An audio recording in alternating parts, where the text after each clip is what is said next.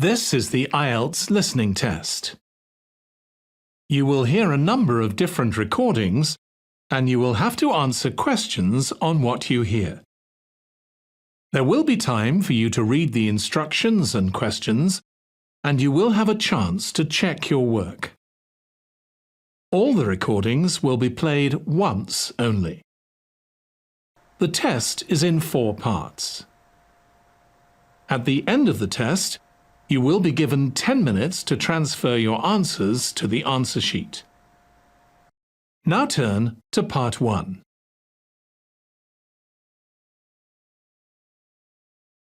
Part 1. You will hear a conversation in an international airport between a newly arrived student, Jenny Lee, and an agent at the lost luggage counter. First, you have some time to look at questions 1 to 4.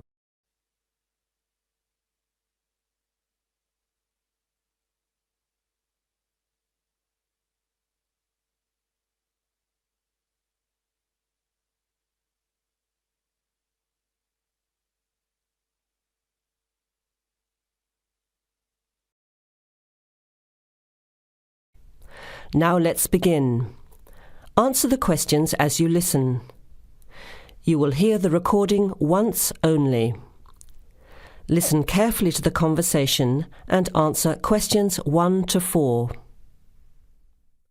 OK, who's next, please? I think I am. How can I help you?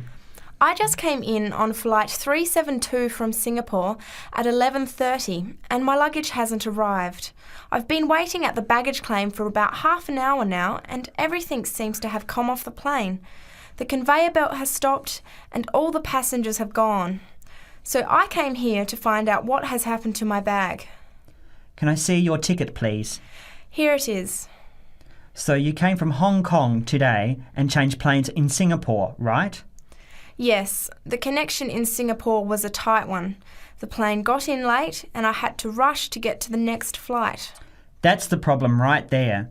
There wasn't enough time to get your bags onto the connecting flight. Normally Singapore Airport is very efficient. Now, I need you to fill in these forms. Your name? Jenny Lee. Address? I guess you want my address here. I'm staying with relatives. Just a minute, I'll have to look it up. It looks like 583. No, it's 533 East 67th Street in Riverside. Do you have the phone number there? Yes, I do. It's 9301 4269. So you came in on Qantas flight 392. Do you know the number of the flight out of Hong Kong? Let me see. I think it was Cathay Pacific 900 or something. Oh yes, it says here, CX 912. Before you hear the rest of the conversation, you have some time to look at questions 5 to 10.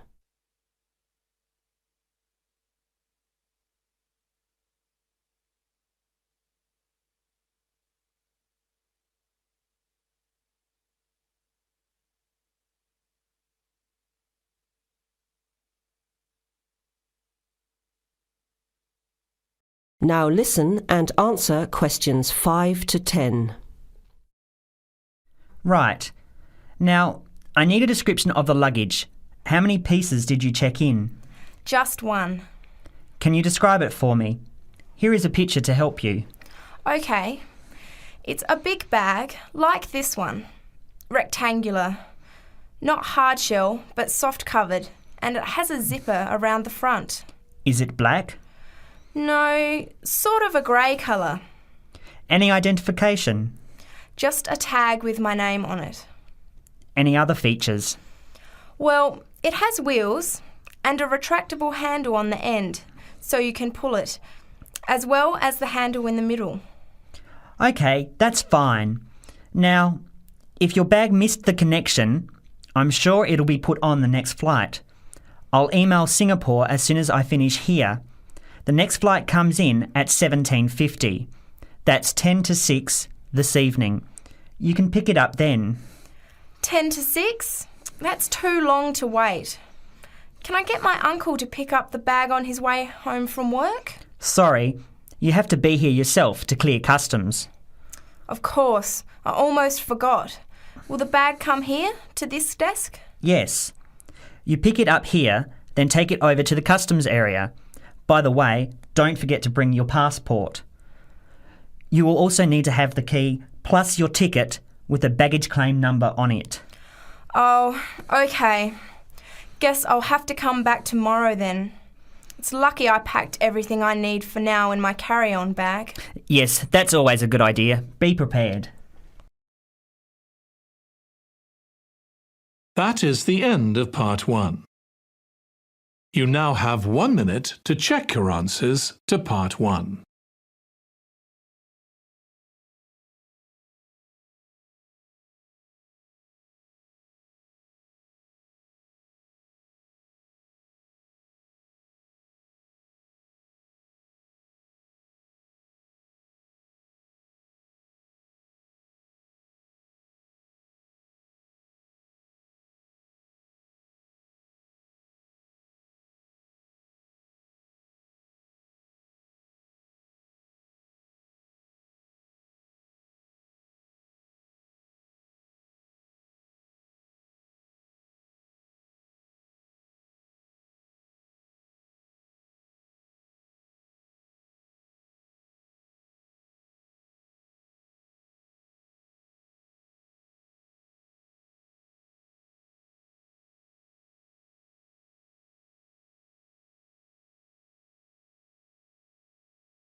Part 2.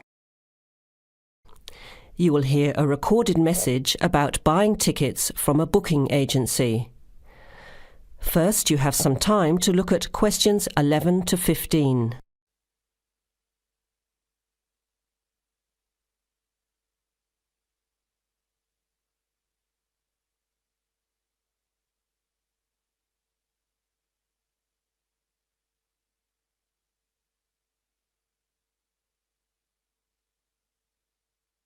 Thank you for calling ATS Advanced Ticketing System, the call system for all your entertainment needs. Our automated telephone service is designed to answer your questions quickly and easily. The ATS office in the Regency Theatre is open Monday to Thursdays from 10 a.m. till 5 p.m. and on Friday and Saturday till 8 p.m. For online bookings and detailed program listings, check our website at www.atstix.com. That's spelled ATSTIX.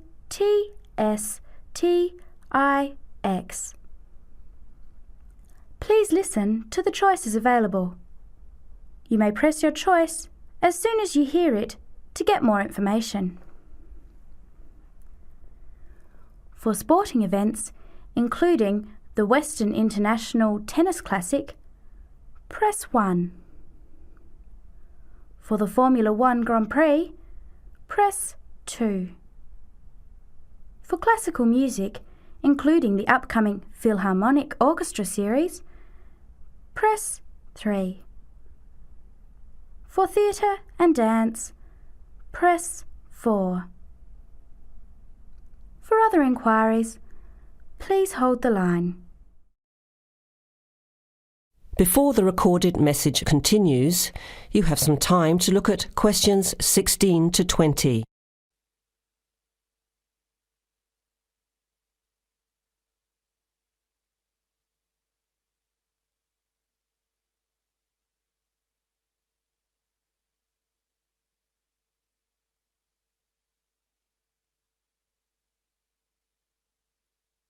Now, as the message continues, answer questions 16 to 20.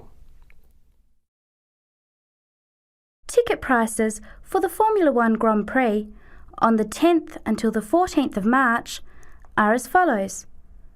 General admission. Thursday, $27. Concession, $10. Friday, $37. Concession, $15. Saturday, $55. Concession, $35. Sunday, $70. Concession, $65.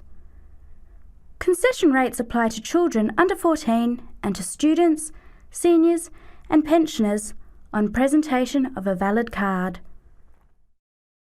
Grandstand seating.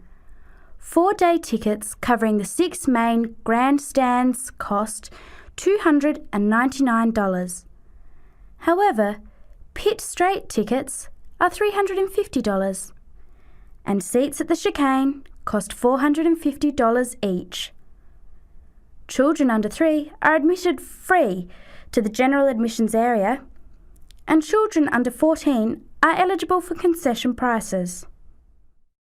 Gates open at 8 a.m. Thursday and Friday and 7:30 Saturday and Sunday. Events begin at 9 o'clock. Alcohol, ice boxes, cans, bottles and animals are not allowed on site. There are no refunds or exchanges. On each ticket, a $2.50 booking fee applies. To make a booking, you must have a valid credit card. To listen again, press 1. To make a booking or to talk to a ticket agent, press 2. Your call is in our queue. You can expect to wait about 3 minutes. That is the end of Part 2. You now have 30 seconds to check your answers to Part 2.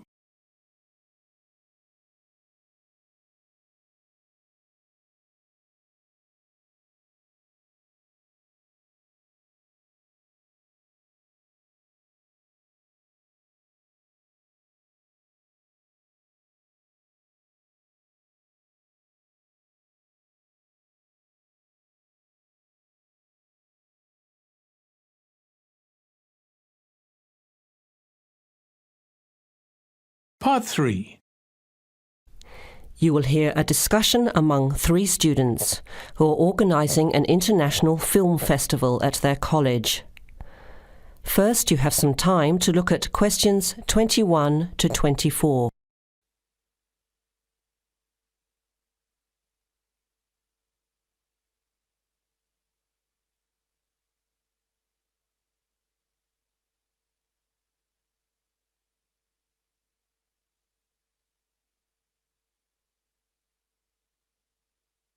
Now listen carefully to the first part of the discussion and answer questions 21 to 24. Thanks for coming to this meeting on such short notice, Anna and Veronica. It looks like we have just become the organising committee for this year's International Film Festival. We've all just met, so perhaps we should start by an introduction with a bit of background from each of us. Okay, I'm Anna.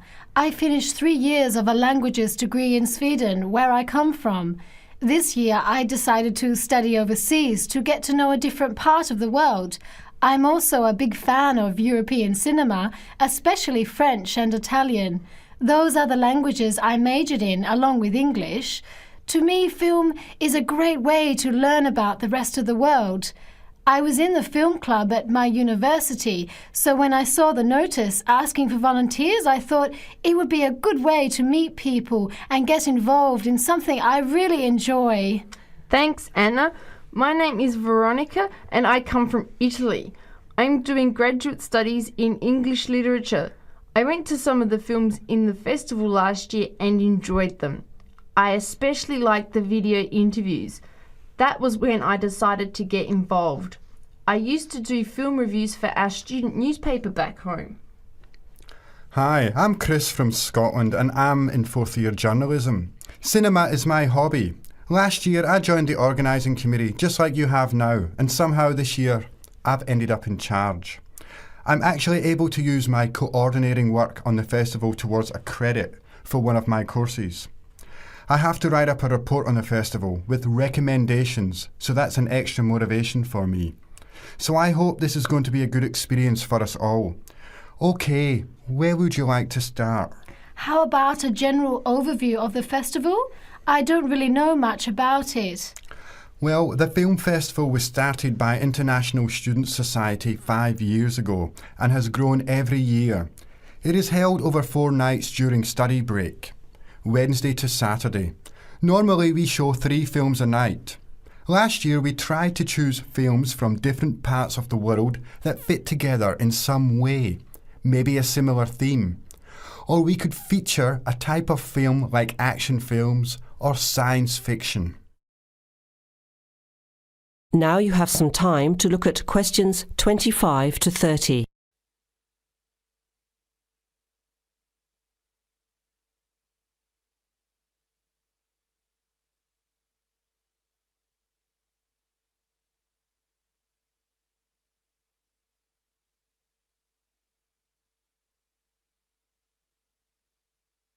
Now listen to the rest of the discussion and answer questions 25 to 30.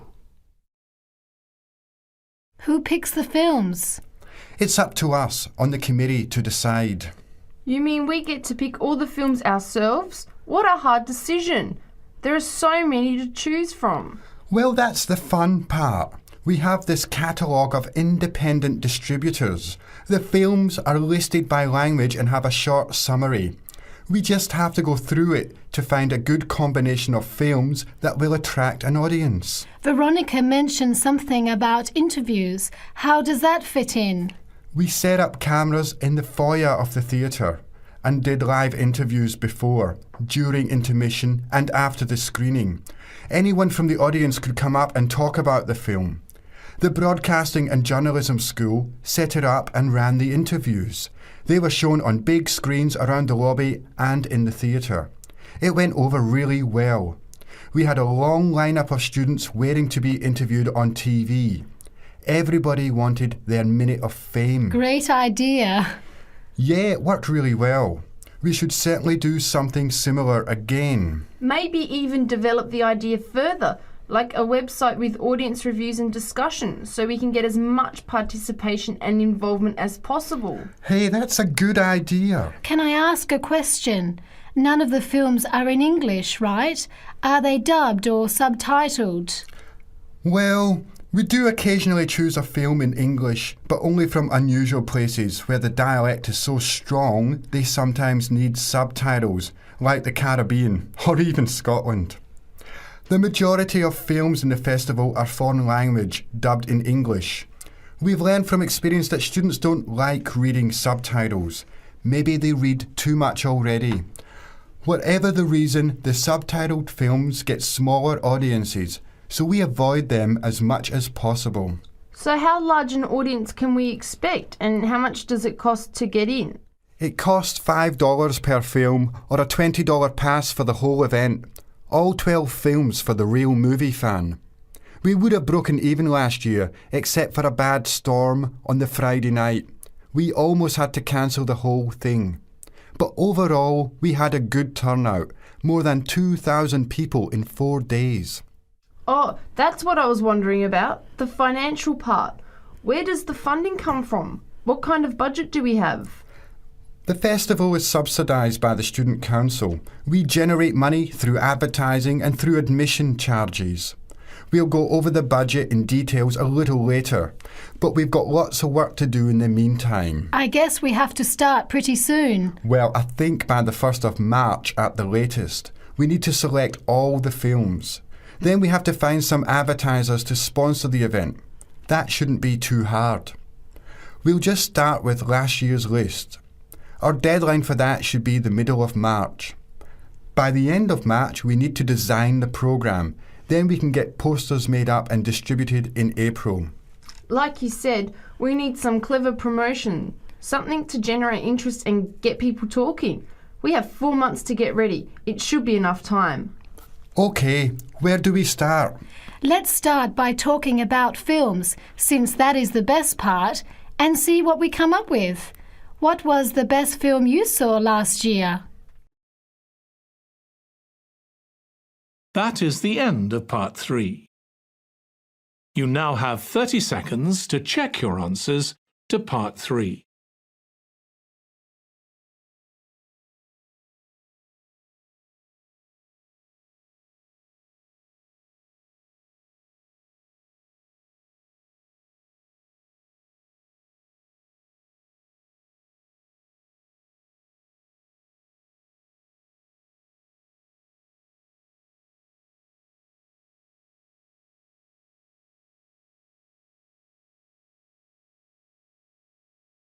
Part 4.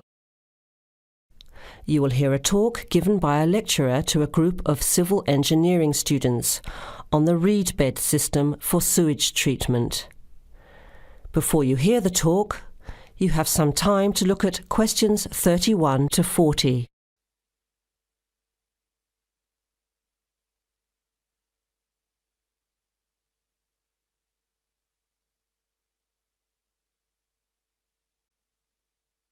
Now listen carefully to the first part of the talk and answer questions 31 to 40.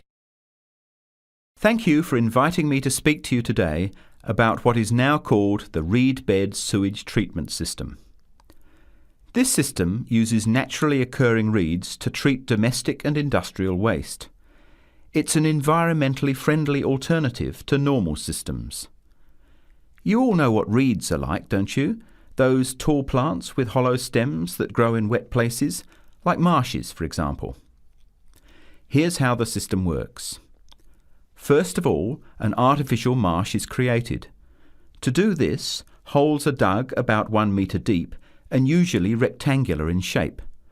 They are then lined with clay or plastic, and the liner is covered with gravel. After that, a system of tubing is laid, with holes in it, and more gravel is added to cover that. Finally, reeds are planted in the bed. The sewage is brought to settling tanks. From there, it is distributed to the roots of the reeds through the tubing. Note that the waste material enters the beds underground and remains underground. The reeds conduct oxygen very efficiently through their stems to the roots system. Here, bacteria work to reduce the waste material to basic elements. What comes out of the artificial marsh is water that has been cleaned through a natural process. The purified water leaves the reed bed through a simple outflow pipe. The water that comes out has to be tested. Sometimes it's held in a pond until it evaporates or soaks into the ground. Sometimes, after testing, the water is discharged directly into streams and rivers. The reed bed system originated in Germany in the 1970s, and installations have been built in a number of countries throughout the world. To give you an idea of the size and appearance of a reed bed installation, an area of 3 by 5 metres approximately would be adequate for a single house. It would look like a pond overgrown with reeds. There are cities with 150,000 people in Germany whose entire sewage treatment requirements are served by reed bed installations which extend for 10 to 20 hectares. There are 2 wonderful environmental advantages. First of all, reed bed systems are natural composters. As time passes, high-grade soil builds up in the beds. The soil can be removed and used for agricultural purposes. Soil produced from waste containing heavy metals would of course have to be tested and the toxic material removed by chemical processes. An additional advantage is that the reed bed can function exactly as a marsh, providing a healthy natural home or habitat for waterfowl and other birds, insects, reptiles and mammals. But there are practical advantages to a reed bed system over existing sewage treatment plants as well. At all levels, the cost is lower than for normal systems. Labour costs are a fraction of the costs of a conventional system. Typically, a large-scale reed bed installation will cost 10% less than a mechanical system. They require little maintenance, and unlike mechanical systems, the efficiency of reed beds increases over time. But before we go any further, you must have some questions. Maybe this sounds too good to be true. That's exactly what I wanted to ask. If these systems have so many benefits, why aren't they more popular? Why don't we see them everywhere? As I said, the technology is now almost 40 years old. Demonstration projects of all types have been built and monitored and are slowly convincing regulators of the advantages of the system. But you have to understand that regulating authorities are by nature conservative and resist change. Typically, there's a lot of opposition to these systems by manufacturers and by everyone involved in maintaining the conventional systems. Reed bed systems require fewer staff to operate, so there would be a decline in the workforce. Therefore, unions would resist the change as well. What happens to reed beds in winter? Does the efficiency decrease? The above-ground part of the plants die back in cold weather, but the roots remain alive and active, and the system continues to work just as effectively in winter. As soon as the weather warms up, new reeds appear and grow quickly. Is there a problem with mosquitoes in these ponds? Well, they're not exactly ponds with standing water.